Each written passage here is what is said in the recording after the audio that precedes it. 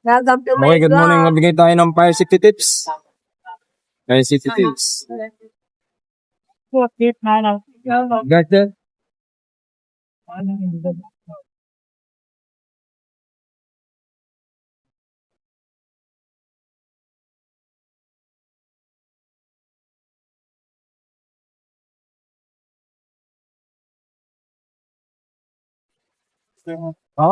Umiwas eh. Ito na lang sir. Ito. Kuya, morning. Sir. Ganito kayo.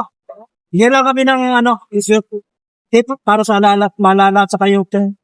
Paki-save cellphone ko po pwede yung contact number namin. Ha? Yung pero gila ha.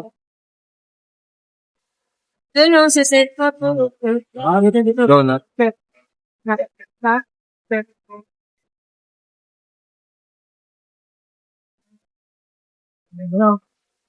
Madam, good morning. 05 po. Magpapaalala lang po at saka magbigay ng fire safety tips.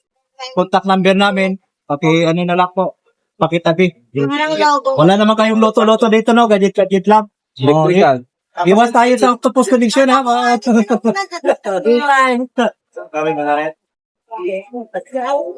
Ngayon naman, para hindi ganun, dito tayo sa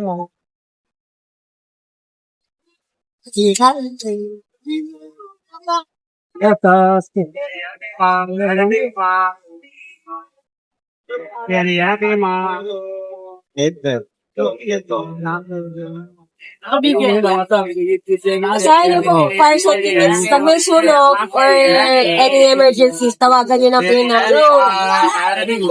Basahin niyo po Ay, magbasa ka. Basahin niyo, ilan na yan? Dito ma'am, mabigay ako dito.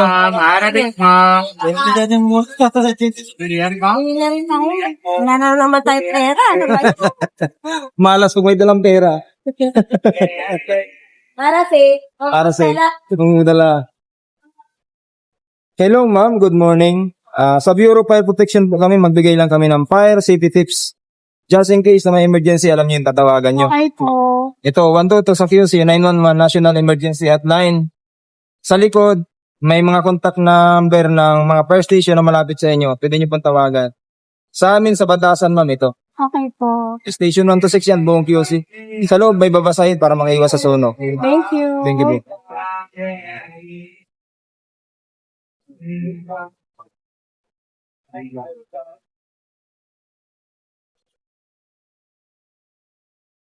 Wait. Magkami, may nagkaroon lang sa kanyang puno, pwede ba out na 100 letters.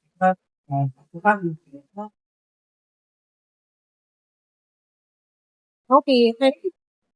Sa mga, Uso. polisin na natin ito. Ang dami pa tayong ganyan. Marami naman. Updated. Ma'am, good morning po. Sa Bureau of Fire Protection, kami, magbigay lang kami ng fire safety tips. Para just in case na may emergency, alam nyo na yung tatawagan nyo. Sa QC, buong QC lang ito naman, 122. Ito naman, National Emergency Hotline, 911. Saan kayo sa QC, ma'am? Sa kondo. Sa? Sa kondo takas. Security. Dito lang sa Batasan. Ito sa amin, ma'am, sa Batasan Hills. Just in case may emergency, ma'am. Tapos sa loob, may mga babasahin para maiwas sa sunog. Dahil nyo na po yan, tingin po.